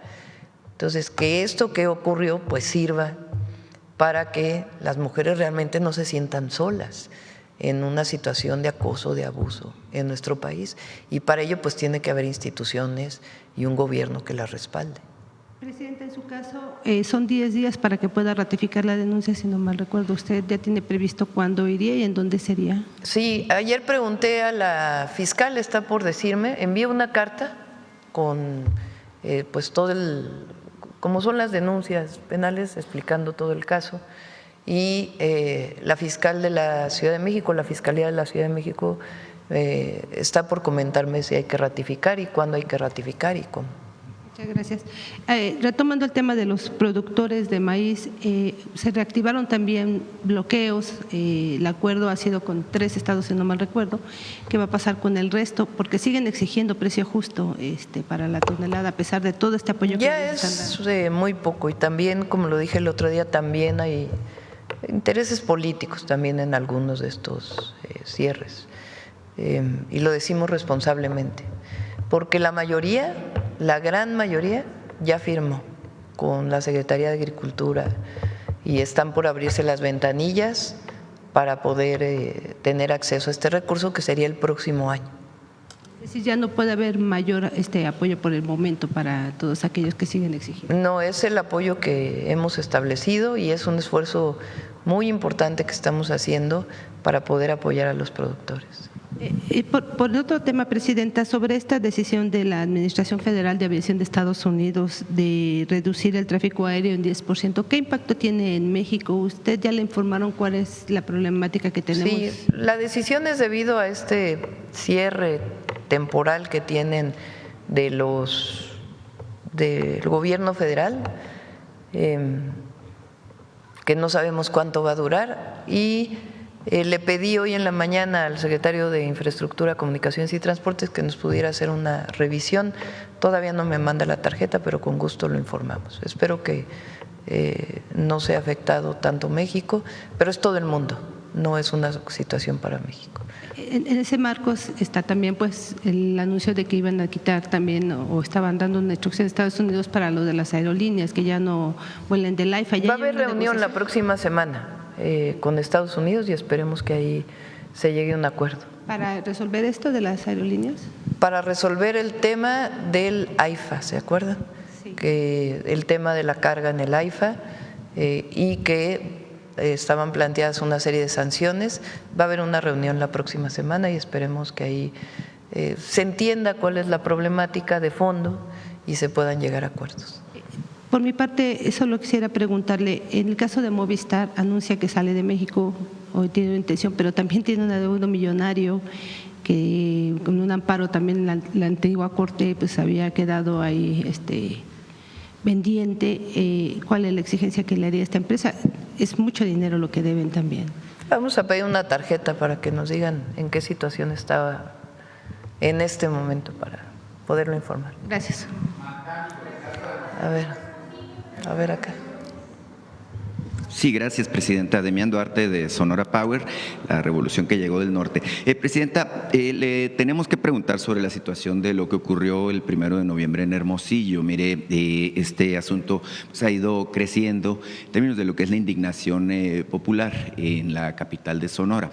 Usted tiene los datos, hubo 23 personas que lamentablemente fallecieron, hay 12 personas heridas, incluso una persona ayer por instancias del gobierno de Sonora fue trasladada a una clínica especializada en Phoenix, en quemaduras. Ahora, el tema es que ayer el gobernador Alfonso Durazo ofrece un mensaje a la comunidad, a la sociedad sonorense, donde habla de que se va a hacer justicia y que se va a conocer la verdad de fondo en este asunto, aunque duela. Esas fueron las palabras del gobernador. El clamor popular dice en Hermosillo que pues, este tema tiene que ver con negligencia criminal, que tiene que ver con corrupción, y me llamó la atención por ahí un dicho de uno de los líderes del comercio organizado, y aprovecho que está aquí Octavio de la Torre para ver si nos puede comentar al respecto, de que el 90% de los comercios, por lo menos en el centro de Hermosillo, no tienen actualizada la norma de protección civil. Esto es muy grave, evidentemente, porque nos pone en riesgo a todos. Imagine usted, vamos a comprar alimentos, ropa, cualquier cosa, a los negocios, comercio establecido con la confianza de que están aplicando la norma de protección civil, y evidentemente pues no se está aplicando. Hay 4 inspectores, por ejemplo, para el caso de la inspección válgame la redundancia, de que se cumpla con la norma en términos de lo que es la protección civil. Es imposible que 4 inspectores puedan revisar a 1000 negocios y tenerlos en regla de manera cotidiana. Entonces, preguntarle, Presidenta, su opinión al respecto de esto. Tenemos confianza, evidentemente, en que la autoridad, la Fiscalía General del Estado, el gobernador, pues hagan justicia, se han comprometido a ello. Sin embargo, es un tema que va más allá del ámbito de lo local. Por cierto, también los directores de Protección Civil, tanto del Estado de Sonora como el de Hermosillo, fueron cesados ayer de sus funciones para que no interfieran con la investigación que se está llevando a cabo. Dijo el fiscal que se ha tenido ya interrogatorios, entrevistas en la investigación con personas de los 3 niveles de gobierno, funcionarios, incluidos funcionarios del gobierno federal. Se asume, bueno, que la CFE en particular tiene alguna responsabilidad, puesto que lo que explotó fue un transformador, no era de la propiedad de la CFE, pero tiene responsabilidad en términos de la inspección del funcionamiento. Entonces, pedirle su punto de vista al respecto y ver si Octavio de la Torre nos puede comentar de la situación del comercio en general. Gracias. En una situación así, es una situación tan triste, tan lamentable, primero pues la obligación de toda autoridad es atender a las víctimas y creo que se ha estado haciendo bien en el caso del gobierno de Sonora, estar muy cerca de todas las familias y poderles apoyar en todo lo que se requiera. Después es la investigación, que se haga justicia, la investigación profunda, las causas de por qué ocurrió esta lamentable situación. En efecto, parece que fue un transformador que estaba dentro de la tienda y entonces de ahí pues hay que deslindar responsabilidades, tanto de los dueños. La primera responsabilidad es de quien tiene un negocio. La autoridad, pues por supuesto, tiene la responsabilidad de inspeccionar y que las leyes sean adecuadas y inspeccionar conforme a las leyes, pero tiene que haber una responsabilidad muy importante de quien administra o quien tiene un negocio. Porque tener un negocio pues lleva una responsabilidad, sobre todo cuando hay tantas personas que puedan acceder a una tienda. Entonces tiene que haber el deslinde de responsabilidades, en qué circunstancia estaba el transformador, hacer la investigación para que la Fiscalía del Estado pueda decir esto fue lo que ocurrió y estas son las responsabilidades. Por otro lado, lo que establece la propia legislación de atención a víctimas tiene que ver con la reparación hasta donde se pueda y lo acepten las familias, y segundo, la no repetición. Y eso es muy importante, para que en la medida de lo posible se disminuya al máximo la probabilidad de que ocurra una situación como esta, pues tiene que ver precisamente con la revisión de las leyes de protección civil, quién tiene esas responsabilidades, cuántos inspectores hay, qué tanto debe haber terceros responsables. Por ejemplo, en la Ciudad de México se modificó la Ley de Protección Civil y además de los propios inspectores, se habilita a los especialistas en protección civil, como es el caso de los DROs en la revisión de las estructuras o de los especialistas estructuristas, para que un tercero acreditado pueda hacer estas revisiones y pueda ampliarse, y quien de una lista que exista de especialistas lo pueda destinarle el recurso, el negocio, para poder tener pues la certificación de protección civil. Entonces, todo esto debe ocurrir en el caso de Sonora: atender a las víctimas, cumplir con la ley de atención a las víctimas y al mismo tiempo la justicia y la no repetición de un caso así. Y eso es lo que yo estoy segura que va a ocurrir en el caso de Sonora.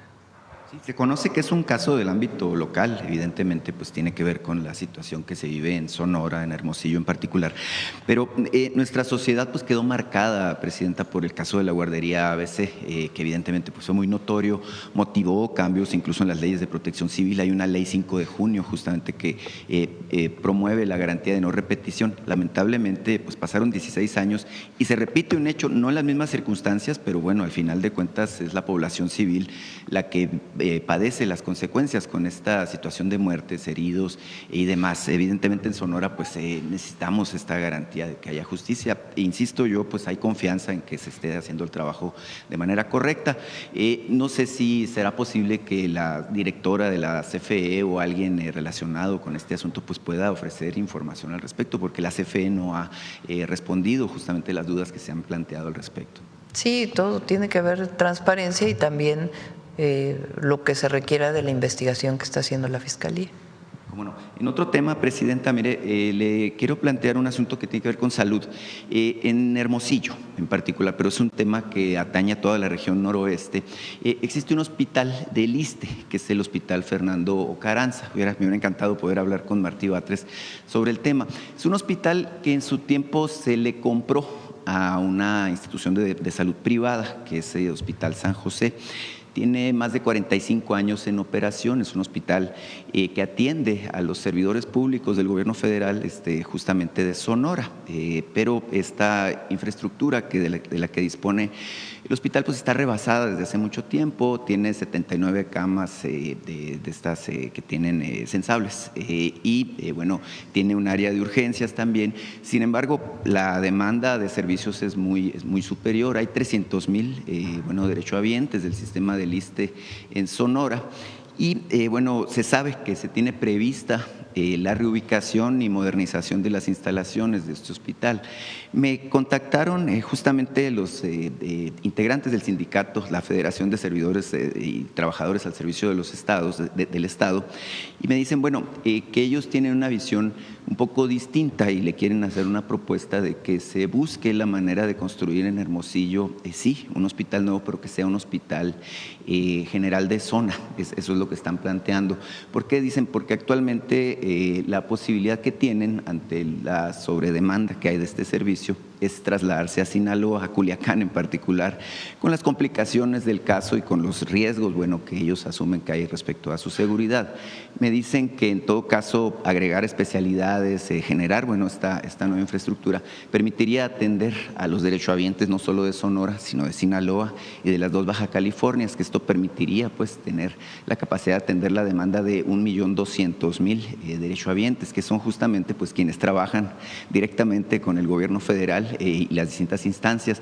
No sé qué le parece y si pueda comentar al respecto. Le pedimos a Martí que se ponga en contacto para ver esta opción que estás planteando y en uno de los martes que viene Salud que pueda contestar esta pregunta. Claro, en este mismo tema, Presidenta, mire, le platicaba la otra vez que hablamos aquí que colaboro como corresponsal de un medio de Aguascalientes que se llama LJ y Tercera Vía. Justamente Aguascalientes en el esquema de salud es uno de los estados que no han federalizado y no han entrado al esquema de IMSS Bienestar.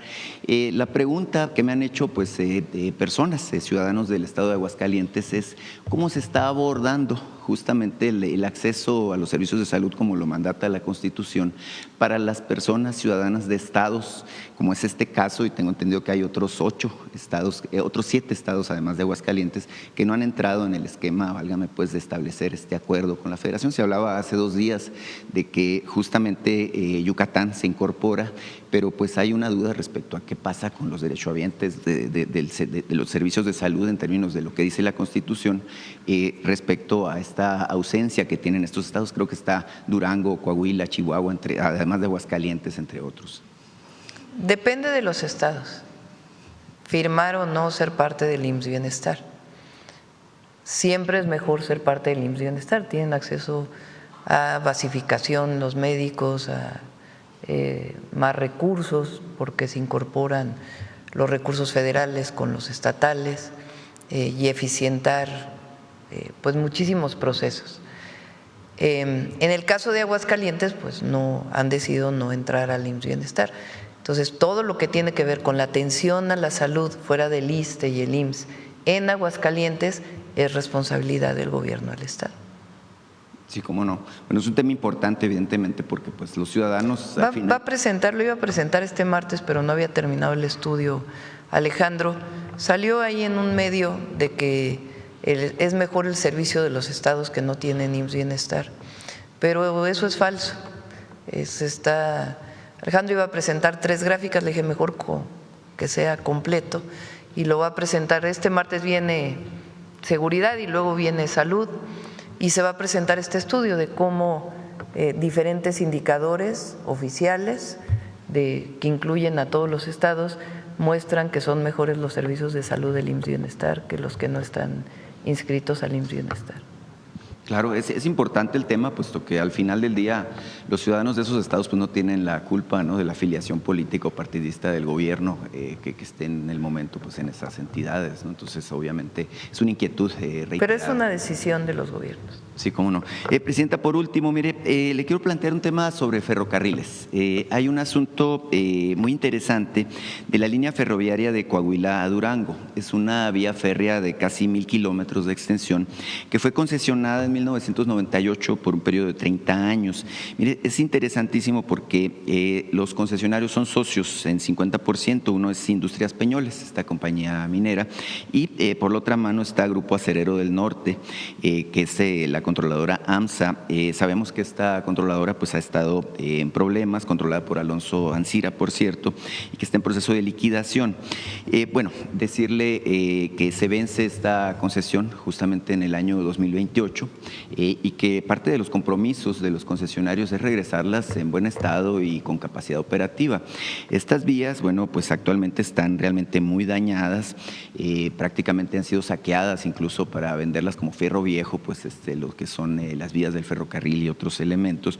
Entonces, preguntarle, Presidenta, número uno, si usted está informada, consciente de esta situación y obviamente, bueno, número dos, preguntarle qué expectativa tiene del retorno de esta vía, porque no es la única. Mire, yo que soy de Sonora, sé que una situación similar ocurre en el caso de la concesión que tiene Ferromex en la vía de Nogales, Cananea y que va hasta Agua Prieta. Entonces es un tema importante, sobre todo pues en su proyecto de unir con ferrocarril pues prácticamente al norte del país con el centro. Vamos a invitar sí lo estamos trabajando. Es una vía muy importante, sobre todo en el momento en que AMSA operaba. Por cierto, esperemos que este mismo año la jueza que está encargada de este proceso pueda ya resolver para beneficio de los trabajadores de AMSA. Se ha estado ahí trabajando y platicando en el marco de su autonomía por parte de la Secretaría de Hacienda y esperemos que pueda ya resolver este proceso. Esa vía del tren se utilizaba mucho para el transporte de carbón, para el funcionamiento de AMSA. Entonces, queremos que se resuelva AMSA y que realmente lo tome otra empresa y que, aparte de la justicia que se tiene que hacer, que se retome para poder darle empleo a todos los trabajadores y que se recupere esta zona industrial tan importante para Coahuila. Entonces, a partir de ahí ya también vamos a definir el tema de la vía del tren.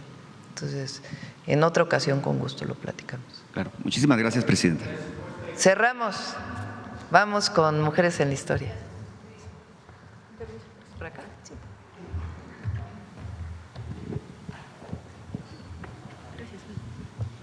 Buenos días nuevamente. Pues iniciamos el mes de noviembre y, como comentaban hace un momento, un aniversario más del inicio del proceso revolucionario en nuestro país. Así es que dedicaremos la cápsula del día de hoy a las mujeres que se levantaron antes de 1910. Esto va a ser fundamental que lo abordemos, porque si bien tenemos en el imaginario a las mujeres que se incorporan a los campamentos de los revolucionarios, a las ideas, a la propaganda, vamos a ver cómo desde una década antes se fue cimentando este camino de lucha, sobre todo a través de las publicaciones. Tenemos aquí un fragmento de Blanca de Moncaliano, que se publicó en Regeneración. Regeneración fue un periódico fundamental en este proceso previo al llamado de las armas en 1910. Me gustaría también compartir con ustedes un fragmento de un texto de Andrea Villarreal, 1909. Veamos a lo que nos invita. Hay que hacer de la carne de explotación y servidumbre espíritu de libertad y de justicia. Hay que hurgar en el pecho de los resignados hasta hacer aparecer a los descontentos. El mundo tiene congestión de esclavos y anemia de luchadores, y un estado así tan miserable no debe prolongarse más. Y ya que muchos hombres permanecen de rodillas, nosotras nos levantaremos y haremos que ellos se pongan también de pie. Venimos a buscar libertad para nosotras y también para nosotros. Y bueno, también dentro de las publicaciones hacían mucho énfasis en el papel de las mujeres. Aquí se le invitaba a las mujeres a educar a las hijas, a los hijos, sobre todo ya sin dogmas. Conozcamos la participación de las mujeres en las publicaciones del periódico Regeneración. Regeneración. El periódico antiporfirista y revolucionario fundado por los hermanos Flores Magón vio la luz el 7 de agosto de 1900 en la Ciudad de México y su último número fue publicado en 1918. A lo largo de sus distintas etapas, este periódico contó con la colaboración de mujeres que escribieron o apoyaron activamente en su emisión. Se trataba de integrantes del Partido Liberal Mexicano que combinaron sus actividades de militancia política con tareas de cuidados y organización. Juana Belén Gutiérrez, Elisa Acuña y Dolores Jiménez y Muro fueron algunas de las colaboradoras cruciales durante los primeros años de Regeneración, aunque más tarde se distanciarían del Partido Liberal Mexicano. La publicación tuvo 4 etapas, pero solo una, la primera, tuvo sede en México. Las demás fueron emitidas desde Estados Unidos, debido a que sus fundadores y colaboradores se exiliaron en ese país al ser perseguidos por el régimen porfirista. Regeneración fue un importante espacio de denuncia de los abusos contra los trabajadores y de articulación política en la lucha revolucionaria. A través de sus páginas, se publicó el programa del Partido Liberal Mexicano en 1906, uno de los planes sociales más destacados que influyeron en el desarrollo ideológico de la Revolución Mexicana. Entre las simpatizantes de Regeneración había obreras, trabajadoras del hogar, profesoras, periodistas, madres y esposas, aunque algunas sobresalieron más por haber sido cercanas al grupo dirigente, como Concepción Rivera, Andrea y Teresa Villarreal, así como Lucía Norman y María Brus Talavera, quien además fue pareja sentimental y soporte vital de Ricardo Flores Magón durante sus periodos de reclusión en la cárcel. Ellas escribieron notas, organizaron clubes de discusión política para mujeres y mítines. Fueron agitadoras, propagandistas, recaudaron fondos, apoyaron en tareas del periódico e hicieron circular mensajes clandestinos mientras los dirigentes se encontraban presos. 2 figuras asumieron papeles especialmente activos en Regeneración durante los encarcelamientos. Francisca J. Mendoza, una destacada colaboradora desde el inicio del movimiento magonista, y de Blanca Moncaliano, anarquista de origen colombiano, que criticó el feminismo político por tener como único fin el voto femenino y no la eliminación de toda forma de desigualdad. En esos años, Andrea y Teresa Villarreal se involucraron directamente en la dirección de Regeneración. Incluso fundaron su propia revista llamada Mujer Moderna, para luchar por las libertades de México y por la emancipación de la mujer. Esto anunciaba un cambio político y social claro. Las mujeres estaban involucradas en la lucha revolucionaria de manera contundente. Así lo reconoció el editorial de Regeneración el 13 de febrero de 1911. Es alentador que la mujer se emancipe y venga a tomar el puesto que le corresponde al lado de su compañero el hombre, en una grandiosa lucha social que tiende a la liberación de la humanidad. La emancipación de las mujeres fue un tema recurrente en el periódico. Ricardo Flores Magón se dirigía con frecuencia a ellas. Praxedis Guerrero incluso trató de demostrar la opresión histórica que habían sufrido las mujeres, pero sobre todo fueron las mismas redactoras de Regeneración quienes constantemente instaban a sus compañeras a alejarse de los preceptos religiosos y los mandatos sociales que las mantenían oprimidas. para así poder tomar un papel activo en la transformación del mundo.